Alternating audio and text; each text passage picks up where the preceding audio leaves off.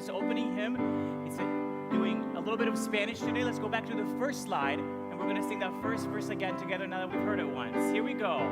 And gracias por el amor del cielo, gracias por el inmenso mar, gracias por el cantar del bosque.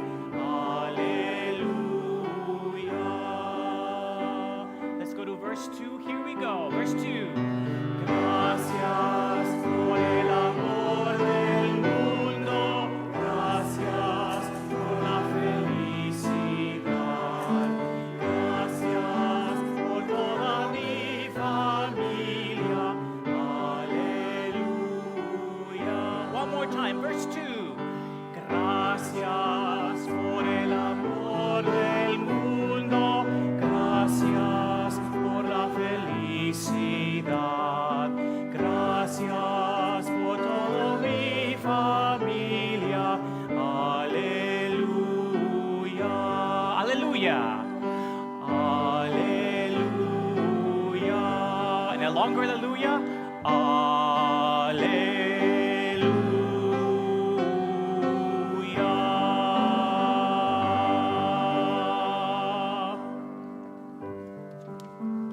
Welcome to First Unitarian Church of Rochester. I'm the Reverend Sherry Halliday Kwan. I use them and they and she and her pronouns. And together we gather now, whether you're here in person or online. If you're joining us locally, that is, we gather on the ancestral and contemporary lands of the Haudenosaunee people, here specifically the Seneca, the keepers of the western door. Here at First Unitarian, our mission is through spiritual connection in community, we listen deeply to others and ourselves. We open to wonder and transformation, and we serve together with love and humility.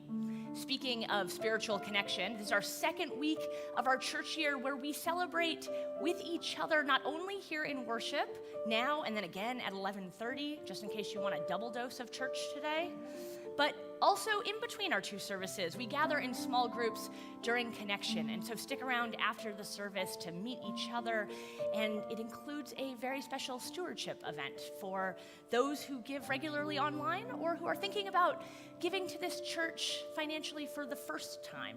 I hope that you'll join us for that or one of our other connection events this Sunday. So, all right now.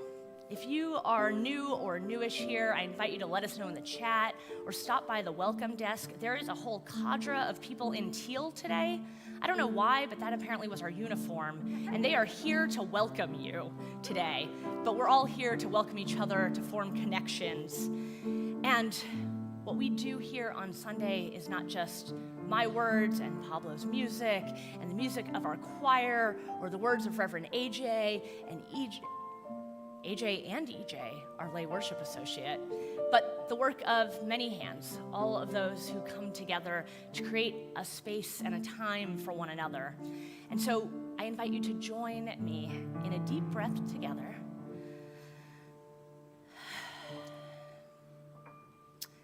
And let us join in our unison words for lighting our chalice. Life is a gift for which we are grateful. We gather in community to celebrate the glories and mysteries of this great gift. And now let us join again in body and in song, and we'll rise and sing together, led by Pablo and our choir, May I Be Filled with Loving Kindness.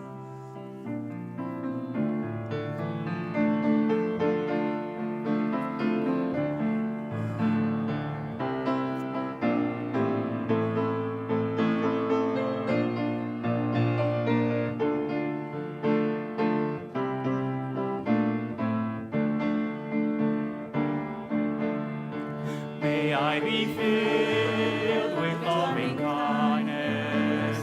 May I be well. May I be filled with loving kindness. May I be well. May I be peaceful and at ease. May I be whole.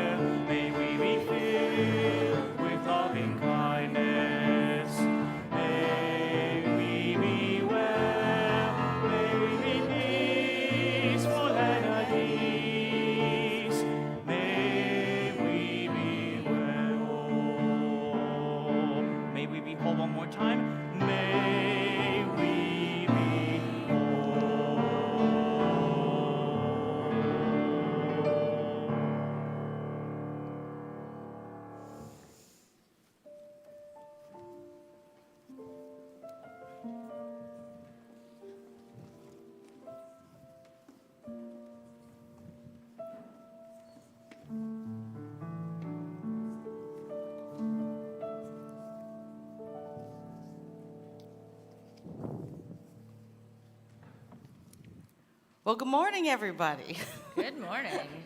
I'm not used to being here so early. I'm an 11:30 kind of girl. But I'm so happy to be with you here today. I'm EJ. I'm your lay worship associate for today. And I got to tell you, when I was thinking about our theme about generosity, I thought, who am I? You know, we're always thinking about that. Like, why are we here? And what occurred to me is that somehow, over these last couple years, very slowly, I became a soccer mom. Okay? I actually saw this when I was thinking about this. I had some laundry. I was like, oh, wait, I am a soccer mom. And how does this contribute to generosity? Well, I'll tell you. We went to New Zealand this year. I was very, very lucky to go to see the FIFA World Cup, the Women's World Cup, right? The most attended World Cup. I've really developed a love for soccer. I watch my daughter play in 3 teams. I'm always driving. We had 3 games this week. I'm driving all over the place. Basically, I'm a taxi, and I watch soccer. And then in the middle, I work, so we can pay for all of this driving and soccer, right? And we knew about this World Cup over a year ago, of course. We knew when it was going to be, and I blocked my schedule. I said, we're going to go. What I forgot is because for over 20 years, I'm the chief of where I work. I'm still middle management, but I'm basically the boss of my immediate area, okay? And I have never actually taken a vacation in 20 years. Yeah, I would go on vacation. We would go to the Adirondacks, but I always had a meeting. I always had to answer some emergency emails. I always had at least one thing, at least, sometimes every day, something in my quote-unquote vacation. And so talking to people about doing this, I'm trying to scramble to go, I forgot to think about, wait a second, I'm going to New Zealand. I didn't even realize it's 16-hour time difference. I cannot actually do those meetings. Like, if you text me, it may be 3 in the morning. Like, I don't know. I'm really not good at that. I had to keep looking, like, what time is it there? And I said, you know what? I need a vacation. I work with my students and my staff and everybody, and I say, you got to take a vacation. And I cover for them. I'm always covering for somebody else. Usually I'm covering for like 3 to 5 people every week. And I don't even know, because also if your pager doesn't work, I am the backup. So sometimes they call me just directly because whoever it is on the other line knows me, and I'm going to answer. I'm always going to answer. And this time, my faculty came to me and said, you need a break. We are going to cover for you. It was only like within the week before I'm about to leave. Because I have so many parts of my job, it takes a team to cover me. It's not just one person. And I didn't really think or even almost want to ask. But I work with very generous people. And they saw me. And they said, you need a break. You need to go and not answer anything. And they actually, I think they took bets that I would actually answer the emails. I did not. I will tell you. I did not. I didn't answer a thing. I didn't do anything for 2.5 weeks. When I came back, there were people who said, you can't go away that long again. I did, but I thought that's why I come to church, though. Because this is a community that tries to see each other and be generous when you see someone hurting, when you see someone, and they don't even know it, right? Every time I've come to church, in also almost 20 years that I've been here, I often leave with some tears. I always leave with some of my spirit filled because I heard something that I needed, because we are a generous, loving community, and that's why I come to church. And I hope for those of you who've never been here before, or you're new, or you don't know anybody, I invite you to get up and talk to each other, wave, elbow bump, fist, whatever you need to do, because you're going to see somebody who's smiling back at you and probably needed that smile from you today, because we are a generous, loving community, and I thank you for being there for me all of these years as well. So, all right. So get up and say hello to each other. Yes, that's what I meant.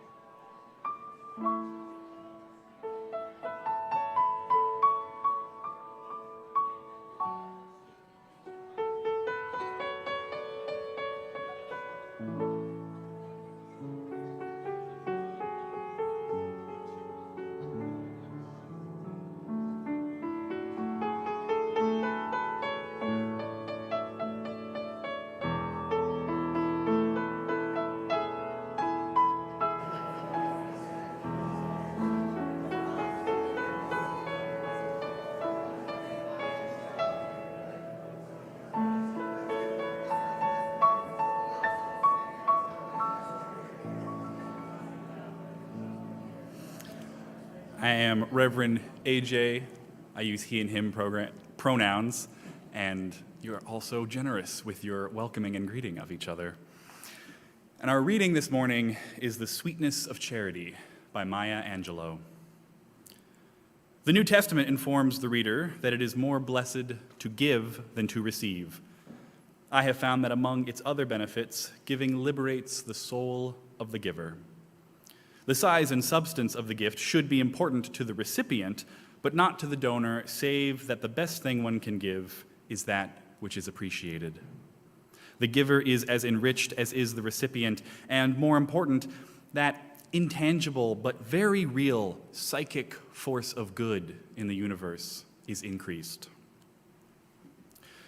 When we cast our bread upon the waters, we can presume that someone downstream whose face we will never know will benefit from our action, as we who are downstream from another will profit from that grantor's gift.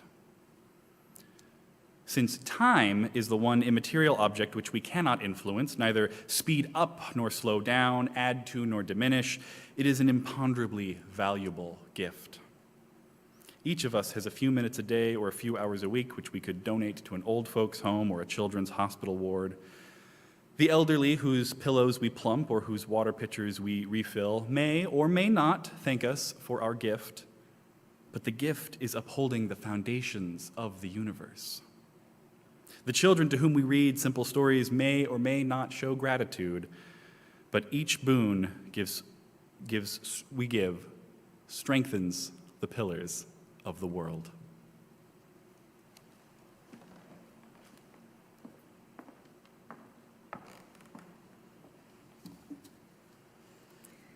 Each boon we give strengthens the pillars of the world. We come to church in part to remember all those times we helped uphold the foundation of the world, or someone else in our lives helped uphold us. Life is an interweaving of these many acts. And whether we bring today grief or growth or gratitude, it is good to pause, to remember, to hold one small piece of our week behind or ahead that deserves just a moment's recognition. And so we invite you to bring what's alive within you here to the altar of community, to come forward in the sanctuary or online to type into the chat, and to light a candle, to recognize all that's alive within us here, and to be held in a wider circle of love and of trust. Bringing grief, growth, or gratitude, bringing whatever it is that is on your heart and mind today, I invite you to come forward now and set that burden down, or set a spark to that which is growing inside.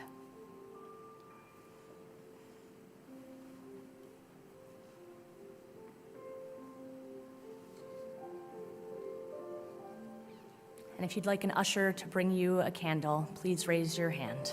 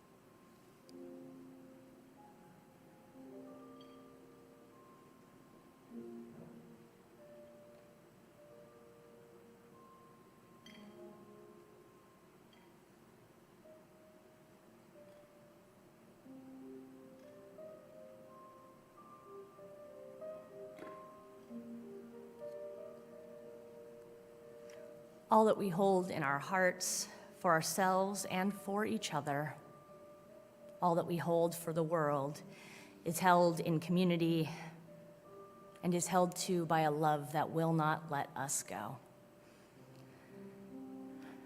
Earlier in our gathering, we sung a prayer of sorts, the Buddhist metta asking to be filled with loving kindness.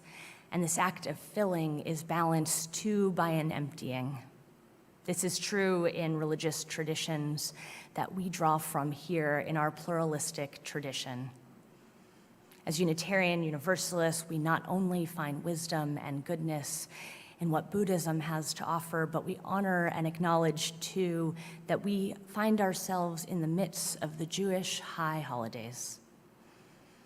As we turn towards Yom Kippur, we, with our Jewish siblings, join in a ritual of atonement, of finding peace and alignment with all that is good, by acknowledging, too, that our lives ask us to enter into, or tempt us, or trick us, or simply find us doing things that we don't want to do, or doing things we wish we hadn't. This is true of every single human being. And so we join in a prayer, a litany of atonement written by Rob Eller Isaacs, with a sung refrain. I will speak the lines, and you will speak and sing. We forgive ourselves and each other. We begin again in love.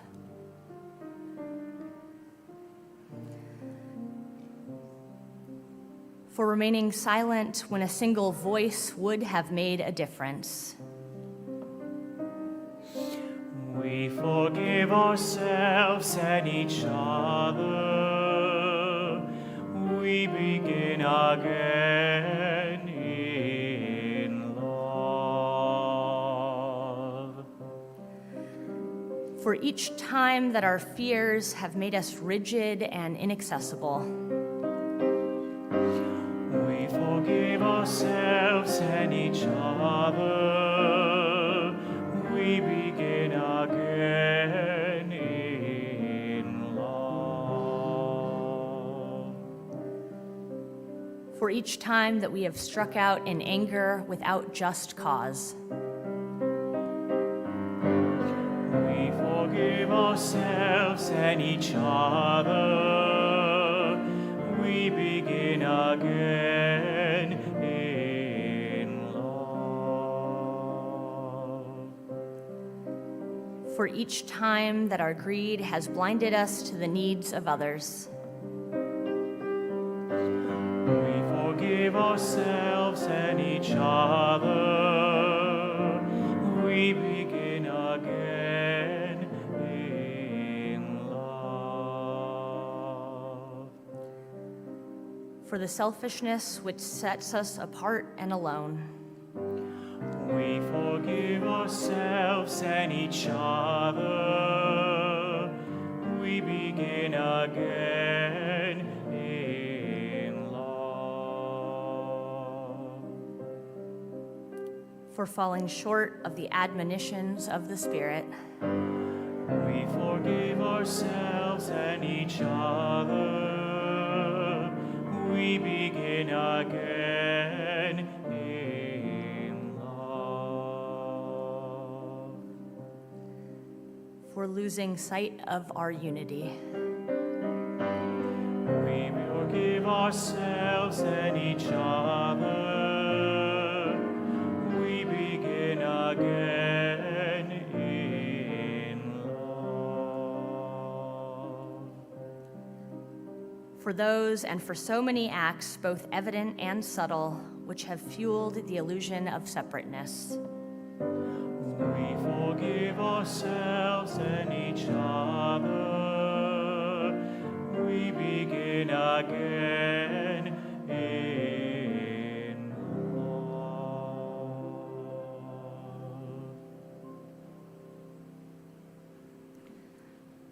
For all that we carry, we forgive ourselves and each other. We begin again in love. Amen.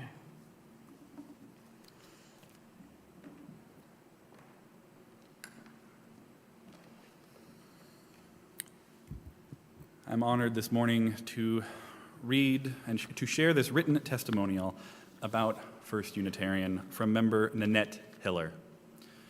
She writes, "Since joining First Unitarian, there have been so many little miracles, some more uncanny, that I've been moved by along our way growing into and with this community. Sometimes it's a simple moment of awe at the beauty of the woodwork and the trees and the grounds. The place itself is so numinous and grand, and yet a comfy home, especially to the kids, so comfortably foraging through the fridge for icy pops after the service in summer. To see my child so happy and belonging, to meet and have the mentorship for Nadia of Laura Humphrey, who reminds me so much of my mom, who was also a nurse originally from the South, to hear some of the colloquialisms I grew up with falling out of her, also like my mom's, delightfully, enthusiastically conversational mouth. And then to hear that the coming of age would visit Walden Pond on their trip to Boston. These are some of the more uncanny things that are such miracles to me, such medicine, such a balm to the heavy grief that I first walked back in those doors with. A trip to Walden Pond with a liberal church group couldn't be more hand-picked by my mom than if that hand was still warm and alive today. I was the last one to hold that loving hand," Nanette writes. "I told her it was okay to die, to go home, and that we would be okay. The last words she spoke to me were 'go home.' Her smile was ecstatic, though she could barely speak anymore. So these miracles, this place, these moments, and most importantly, the kindness of so many people assures me that I told my mother the truth. And in these moments of connection and wonder among the living community here, it's like I feel my mom whispering the same thing back to me, a piece in my bones saying, it really is okay. We're all okay. It is okay to carry grief alongside joy. Community helps make this possible. I can feel my mother's voice answering my soul through these miracles of place, community, and connection at this church in her sweet southern lilt that still lives in my memory. It's okay to live, precious darling. Welcome home."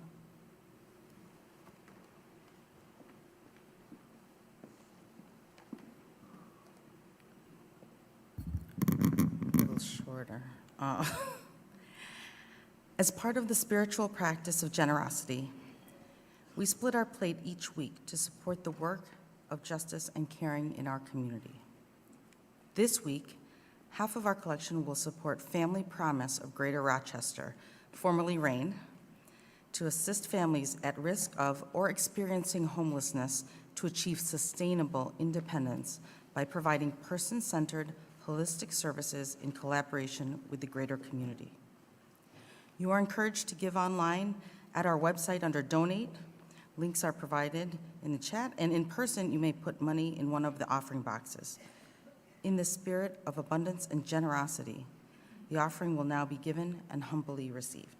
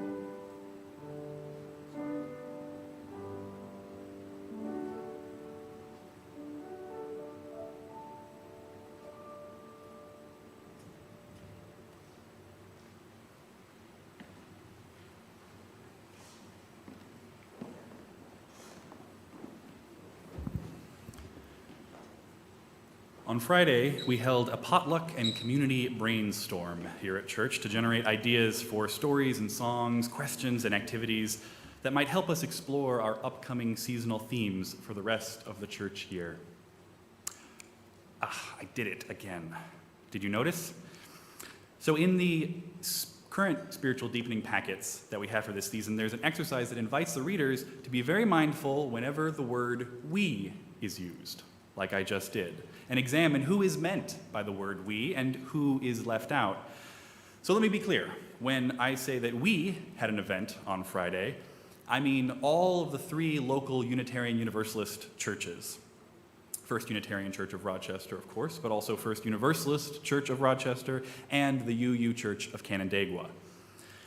All 3 churches hosted this brainstorm because it's part of our seasonal themes are shared. It's part of this growing collaboration on these themes that has been a wonderful development and a cherished part of my ministry here, to work with the excellent colleagues at both churches as well as the dedicated members who help craft the packets, lead small group ministries, and serve as worship associates. But can anyone here tell me, beyond all being local to Rochester, how exactly are our three churches related?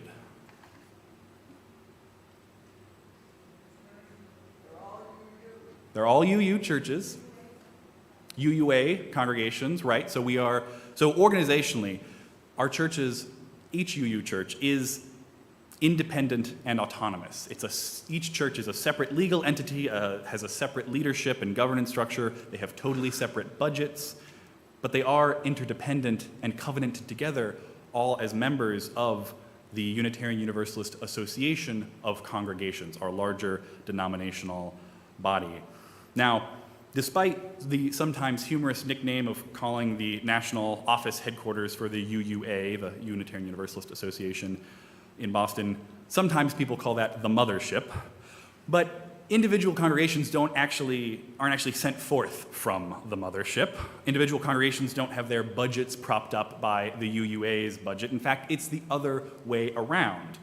The only reason that the UUA exists is because our congregations come together, affirm their common membership, claim their belonging together in this great big tent known as Unitarian Universalism, and generously fund the organization to make it real. But there is no requirement to actually do that. Congregational membership in the broader association isn't contingent upon giving money, but every congregation is asked to give a certain percentage of their budget to fund the broader association. And our congregation here is very proud to be an honor congregation, having met that ask year after year. Now, it's not a one-way street, of course. One of the main purposes of that association is to support congregations. Our church receives a lot of support and services from the denomination, as does every UU congregation, from guidance and consultation on a variety of issues, to trainings and leadership development for volunteers in worship, pastoral care, social justice. The list goes on.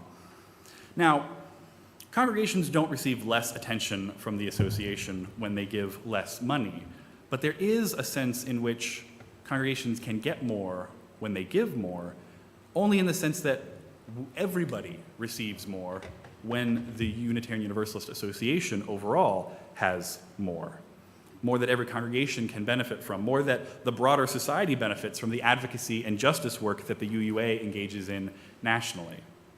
So it's not a transactional relationship. Some congregations receive all this support even if they aren't able to give anything financially. But there is, I would say, a direct correlation between the generosity of Unitarian Universalist congregations generally and the power and strength of Unitarian Universalism generally as a force for good in the world. Congregations give generously to fund the UUA because we know that we are better when we work together. And this basic truth about generosity, it's also true at the local church level as well. It's all that we have and all we're able to do is based on the generosity of our collective generosity. I'm preaching about this partly because at First Unitarian here, we are about to conduct the fall wave of our annual stewardship campaign. There's no bad time, of course, to reflect on generosity and supporting one's community, but this fall we'll be reaching out to about half of you to have this conversation.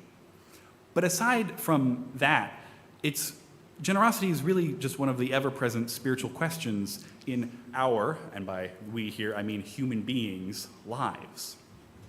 How will I give of my time, talent, and treasure to others, to my community, to myself even? This is a question that confronts us every single day. No matter what the resources are at our disposal, we can allocate them and spend them and use them thoughtlessly, unintentionally, automatically often. Or we can be intentional, aligning how they're used with our deepest values, pursuing our boldest visions for a world transformed by our love. At our homecoming service 2 weeks ago, those present were invited to reflect on the gifts they bring to community, including mentorship, service, conscience, inspiration, and even presence. Each of these gifts can be given as one going through the motions, or it can be given in the spirit of intentionality and generosity. Even if the only resource that you really have is your presence, your body and where it is, your mind and where it goes, your soul and what it connects to, the question is unavoidable. How generous will you be with this precious gift? So what does Unitarian Universalism have to say on this perennial spiritual question? Well, as I am often want to do and have done a couple times in services here, I will ask the congregation, which of the 8 Unitarian Universalist principles talks about generosity?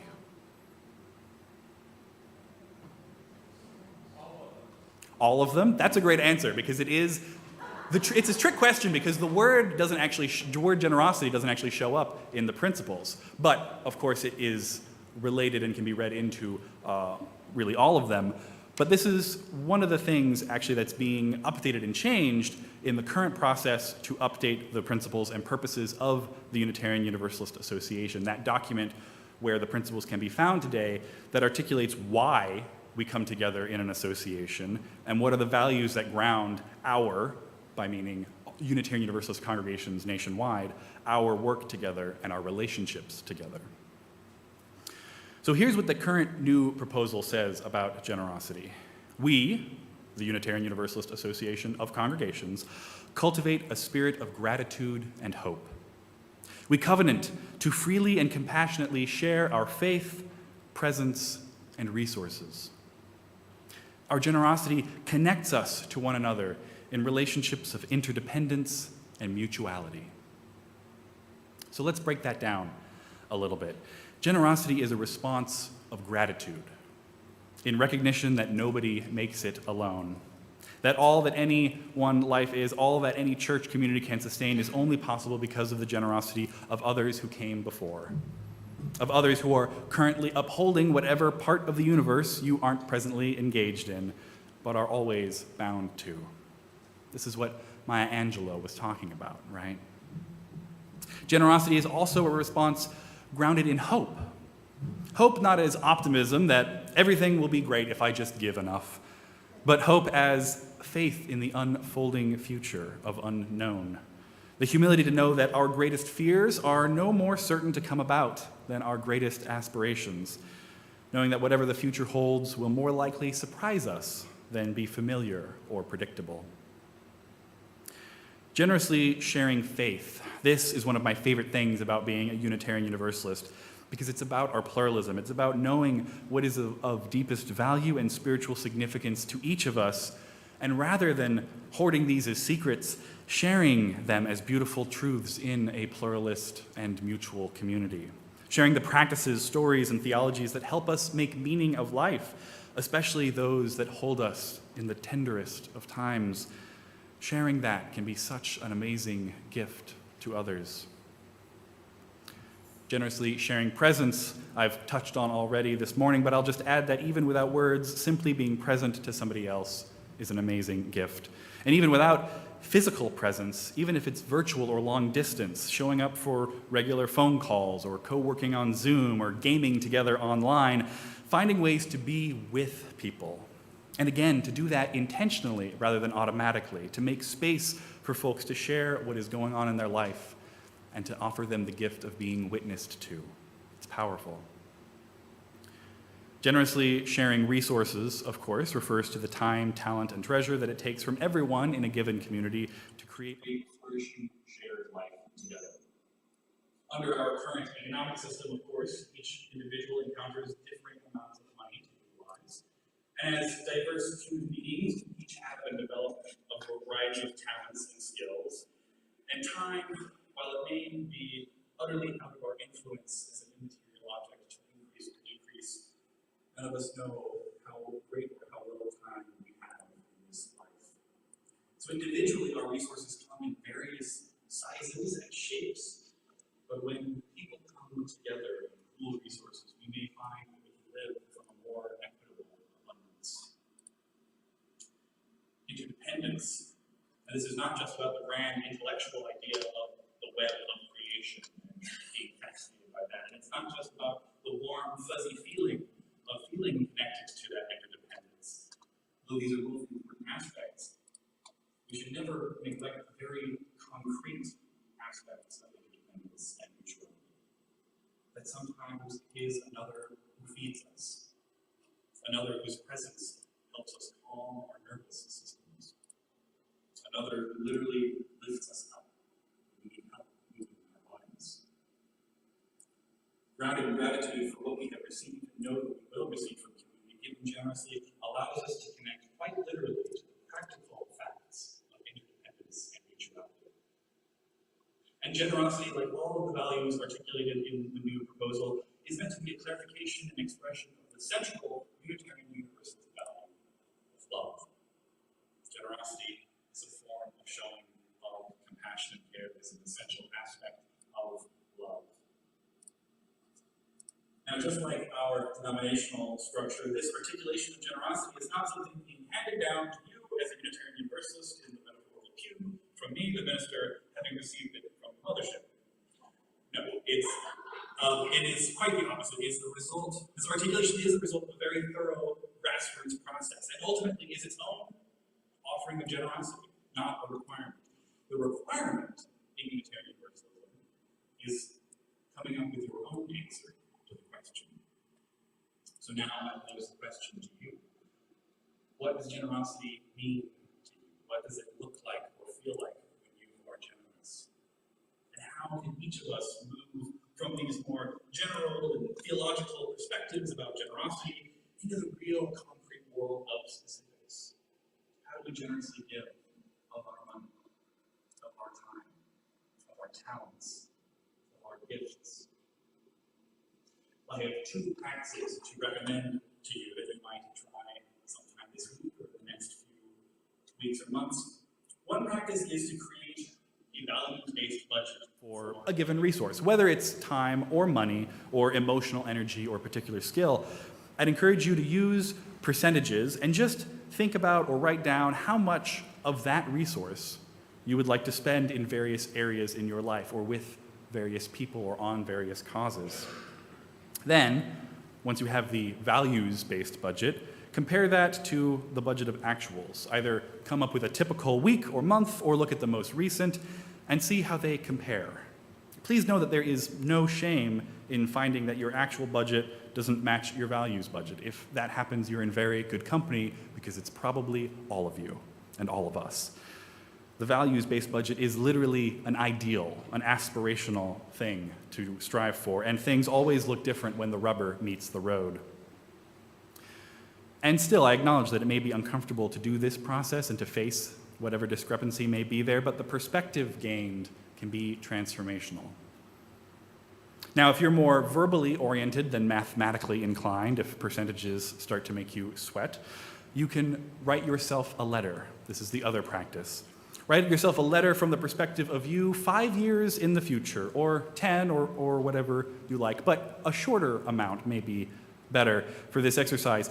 Tell yourself what your life is like, and what your generosity looks like, and how it aligns with your values and intentions. And how did you get from the 2023 version of you to 2028? Or maybe you have a better idea for how to do this reflection. Whatever the method you engage in, the invitation I want to leave you with today is this question: what does your generosity look like? And how is it in conversation with the rest of your spiritual values? For me, I know that this, at least, is true. It is generous to be grateful for all the beauty and goodness of life. It is generous to wish for all to be filled with loving kindness. It is generous to give each tiny gift upholding the foundations of the universe. It is generous to forgive ourselves and each other and begin again in love. It is generous to carry grief alongside joy.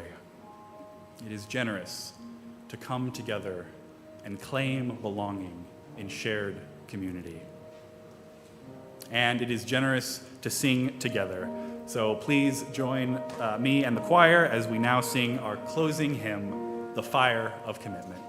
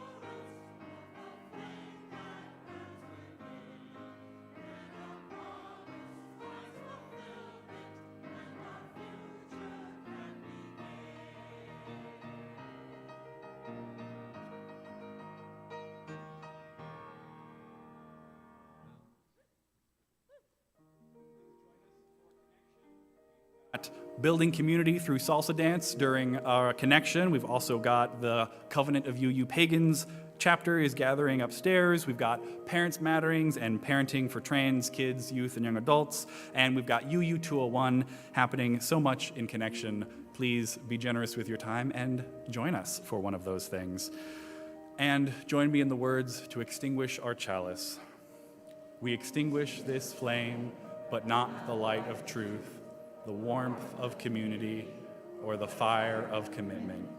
These we carry in our hearts until we are together again. May you go forth from here grounded in gratitude, growing in generosity, giving from the love within you to transform the world. May it be so. Go in peace.